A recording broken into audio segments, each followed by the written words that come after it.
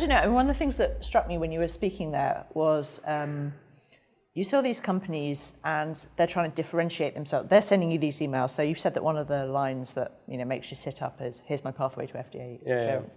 To what extent do you care about IP and IP protection? Yeah, it's interesting. We've really been talking about data and validity of data, but some of these companies, and I think Pear's a good example, they're very aggressive in terms of their IP strategy. It's an interesting question, and the way I look at it is, when you're a traditional like medicine company or a drug company, your bread and butter in terms of protection is IP, right? You have a molecule you develop, you have IP, and you have exclusivity to sell.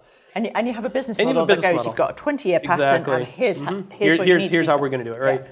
Whereas in digital therapeutics, I think there's going to be, I don't look at it as, I look at IP as being one pillar to barriers to entry, but it's not actually the most important one. I think, especially in software, when you're looking at some of these software IPs, they're not necessarily the strongest in terms of prevention of barriers of entry. And then also, I think there's a lot of ways that you can modify the apps, and other companies can form a version of Me Too without actually infringing on existing patents. And so from a barriers to entry kind of perspective, I see like IP as being one. You have trade secrets, which is like the algorithm. That's really, when I look at digital therapeutics company, what's the medicine? It's the algorithm. So I look at algorithms as being the medicine within a digital therapeutics company, right?